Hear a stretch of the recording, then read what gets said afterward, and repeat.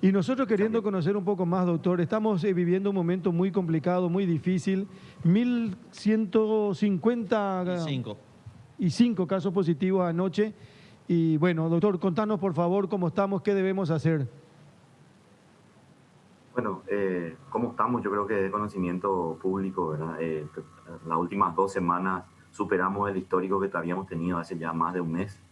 Tuvimos inclusive un ligero descenso, pero creo que fue nada más que una ilusión. Seguimos en una meseta que llevamos prácticamente 3 meses, donde el epicentro del problema es central y capital.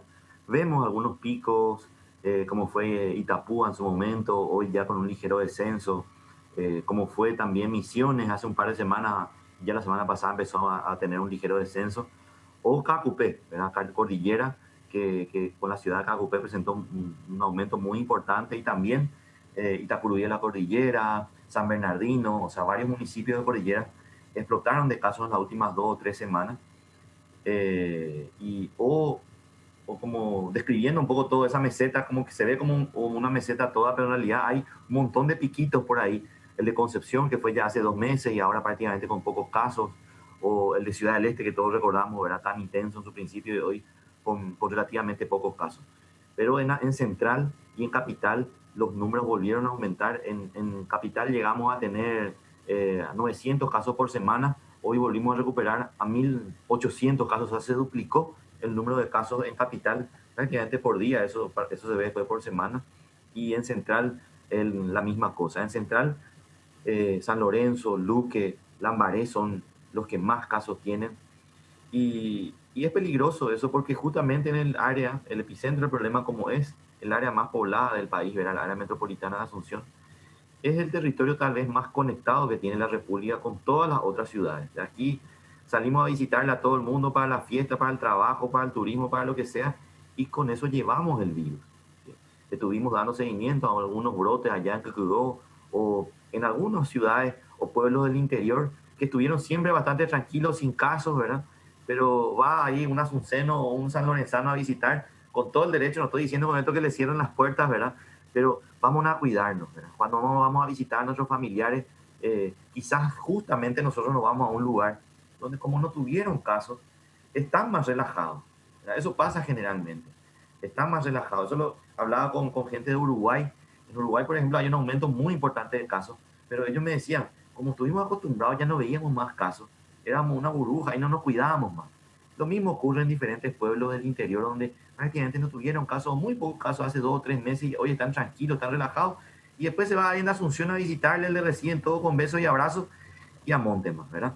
Entonces, el asunceno o el que vive en Central, cuando se va, tiene que ir con conciencia a visitar, ¿verdad? O si no, no van a recibir más del interior, ¿verdad? No queremos llegar a eso. Y la gente del interior también nos tiene que cuidar, no tiene, no trajiste tu tapabocas, yo acá te bordé luego uno, ¿verdad? Bienvenido. Tenemos que cuidarnos, hagamos las reuniones al aire libre, tomemos una distancia prudente de 1,5 metros, 2, ¿verdad? Y así podemos tranquilamente hacer nuestro asado, compartir ese momento que por ahí hace rato que no vemos a nuestros familiares. Podemos juntarnos, Carlos, ¿verdad? Acá nosotros no queremos prohibir nada, creo que estamos a tiempo de poder salvar, de no llegar a ese extremo. Y bueno, de esa manera, como bien decía el ministro, proteger un poco nuestras fiestas de Navidad y lo que va a ser enero. Yo creo que enero va a ser, probablemente vamos a ver un descenso de casos en enero generalmente. O sea, como hay poca, como la gente ya está, muchos están de vacaciones, el movimiento en el área urbana es mínimo, solamente para el ocio. Entonces, de alguna manera hay un descenso del número de casos, pero sí vamos a estar un poco pagando las consecuencias de los pecados, digamos, de la última quincena de diciembre, ¿verdad? Entonces, cuidemos estas últimas semanas de diciembre que nos quedan por las fiestas mismas y por tener un enero y algunas vacaciones también un poco más tranquilas. Ahora, sigue siendo Central y sigue siendo Asunción el epicentro, doctor. Más del 75% de los casos, venimos a decir 79, 80, ocurren en Central y en Capital, o sea, en el área metropolitana. Acá es donde el virus más circula en el país. Está en las calles, está prácticamente todos tenemos algún familiar o ya nos cayó el COVID de manera muy cercana. y ya prácticamente lo estamos naturalizando también, ¿verdad? En algunas ciudades del interior pueden tener de repente 20 casos y se asustan y el intendente cierra la ciudad, ¿verdad? Como vimos, Cazapá, en el municipio de Bellavista de Cazapá, también Buenavista de Cazapá, recuerdo también, tuvieron como 20, 30 casos, pero para ellos fue una explosión de casos y prácticamente por 15 días se encerraron, ¿verdad? Es impresionante cómo cada territorio, cada población tiene esa percepción del riesgo que es muy relativa. Después de esto, cuando ya es medio común, ya los va naturalizando otra vez, ¿verdad? Eh, por un lado, no tenemos que ser tan extremos, ¿verdad? Pero por otro lado, no podemos tampoco naturalizar esto, ¿verdad? Sí entender el riesgo que tiene el COVID, va a seguir circulando, pero hagámosle difícil la circulación, ¿verdad? Usando el tapaboca nada más, Carlos, ayuda muchísimo, ya frenamos muchísimo la circulación viral. Va a seguir circulando, obviamente, pero de manera mucho más dificultosa. Doctor Sequera, lo hablábamos la otra vez con otros médicos que estuvieron bajo la lupa y un poco el diagnóstico ya sabemos y bueno, esto que cada día asciende más el número de contagiados. ¿Cuál tiene que ser una estrategia, no sé si comunicacional, sanitaria? ¿Qué es lo que tenemos que decir? Porque evidentemente ya no asusta, porque en un principio de la pandemia tuvimos miedo y acatamos la medida de encerrarnos en nuestras casas con los costos que ya todos sabemos. Pero ¿qué es lo nuevo? ¿Algún cambio de estrategia? ¿Qué es lo que usted propone? De modo que la población entienda aún mucho mejor, porque evidentemente ni el número de muertos, ni el número de contagiados que contamos todos los días, o que repitamos como un rosario todos los días, las tres patas, diríamos, de la prevención, no está surtiendo efecto, doctor. ¿Qué es lo que tenemos que hacer? Ustedes como autoridades sanitarias y nosotros como medios de comunicación. Porque algo está fallando, como dice aquella frase, bueno, si sigues haciendo lo mismo todo el tiempo, no vas a tener resultados diferentes. ¿Qué es lo que tenemos que hacer, doctor Sequera? Estela, es una pregunta muy difícil de responder, más cuando miro los países mucho más poderosos que nosotros, no solamente en el sentido económico,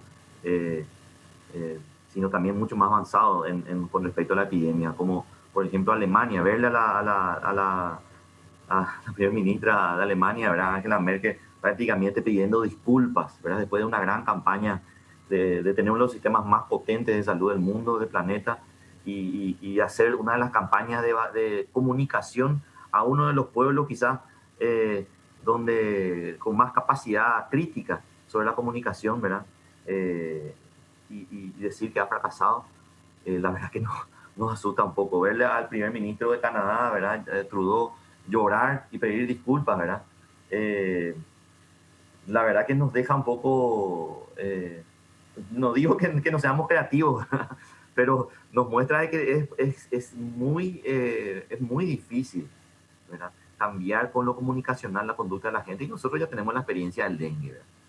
A pánico en la mitad, que es lo que hay que hacer para controlar el dengue, y al final terminamos acudiendo al premio al castigo, ¿verdad? La eterna encrucijada, ¿verdad? Yo creo que tal vez algunas herramientas de estas son necesarias, el premio al castigo son necesarias, condicionan, generan ejemplos, generan lastimosamente miedo. Quizás hay que hacer una comunicación más agresiva. No sé si va a tener impacto, Estela. No sé si va a tener impacto. Hay algunas publicidades, alguna campaña de medios que se hizo, que lo vimos, que la verdad era muy agresivo y en su momento se decidió no utilizar. Quizás hay que sacar esas fichas ahora, ¿verdad? Mensajes un poco más duros. Y bueno, todo eso está evaluando el gobierno. La semana pasada tuvimos una reunión con el equipo económico donde también da todo lo que es el tema de comunicación, y esta semana vamos a tener un montón de reuniones al respecto. Vamos a tratar de innovar, pero sí sabemos que es muy difícil, Estela, ¿verdad? Es muy difícil el cambio conductual a través de la comunicación, por más que sea un bombardeo de los medios masivos, es muy difícil el cambio de conducta, ¿verdad? Navidad, Año Nuevo, y usted sabe que va a ser inevitable viajar al interior a visitarle a los padres o que los padres vengan.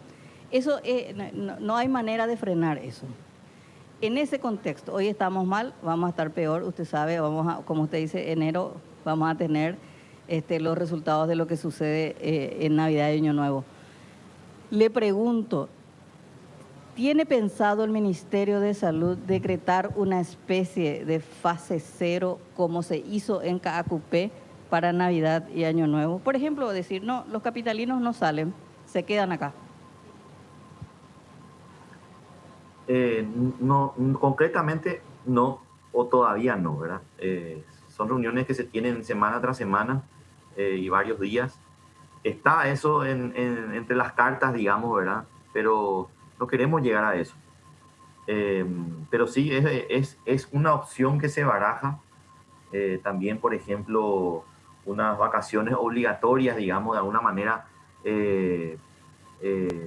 Las vacaciones, dentro de todo, por más de que la gente haga alguna actividad ociosa, disminuyen la interacción de la gente, principalmente en los primeros días de vacaciones. Y más si cuando te caen encima y no te dieron tiempo a planificar mucho, ¿verdad? De alguna manera te obligan a quedarte en tu casa los primeros días, por lo menos. Después vas planificando ya las actividades, ¿verdad? Pero sí es una opción que se está barajando. Pero bueno, así concretamente no, Estela. No, nosotros no queremos llegar a eso, pero bueno, ojalá no tengamos que llegar a eso, ojalá eso no caiga de maduro, ¿verdad?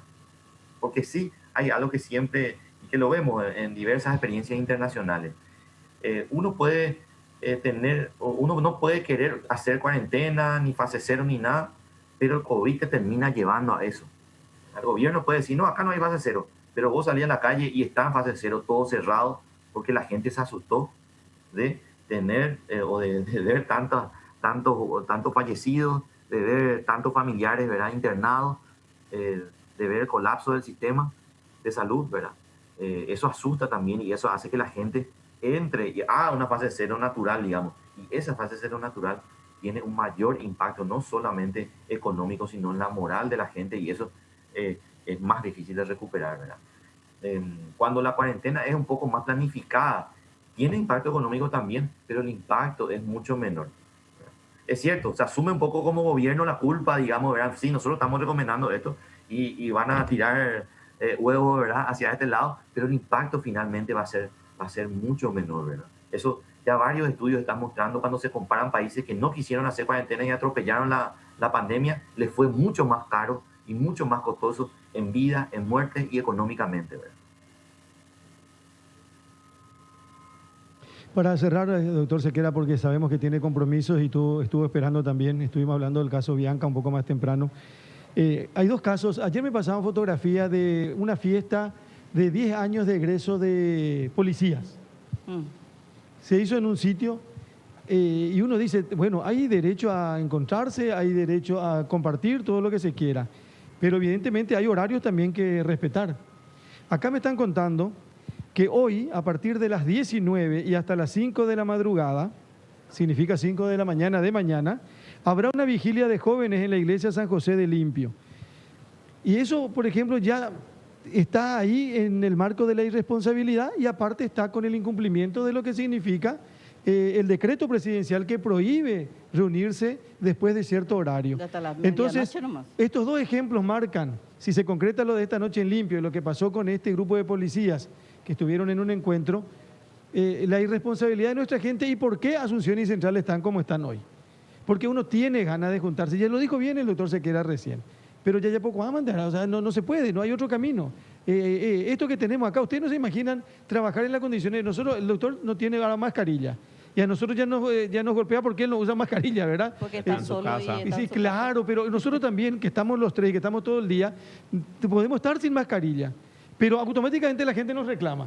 Dice, ¿por qué te dice? Ah, Fito, vos te sacaste la mascarilla y estás pidiendo que todo el mundo use mascarilla. Hay momentos, hay situaciones y hay lugares donde uno se puede sacar la mascarilla, tiene que tener distanciamiento y bueno, En síntesis, no es tan difícil tampoco, doctor, pero como usted decía también, con relación al dengue, sabemos todo lo que hay que hacer, pero no hay apoyo, así de sencillo.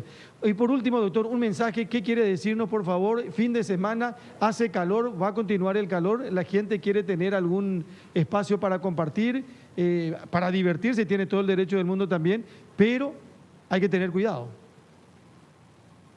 Sí, que me parece interesante la pregunta. El fin de semana y todos estos fines de semana, con el calorcito, ¿verdad?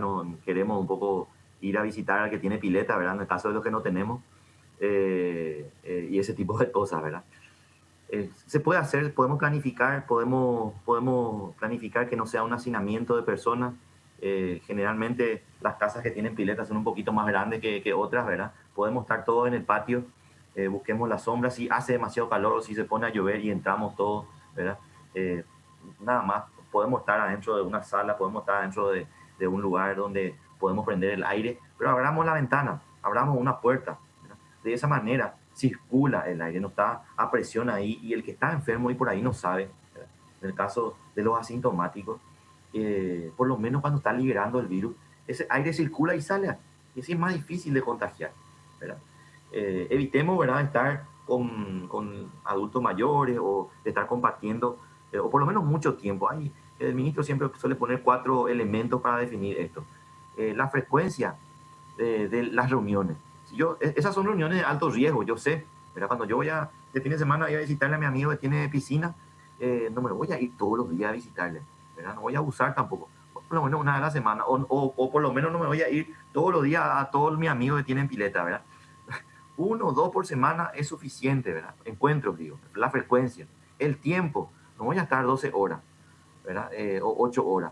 Con 2, 3, 4 horas está más que suficiente. Aprendamos a ser puntuales en el tiempo y también en los temas que tenemos que hablar con nuestros queridos amigos, y a ser un poco más eficientes, digamos, ¿verdad? Después nos podemos ver la semana que viene, ¿verdad?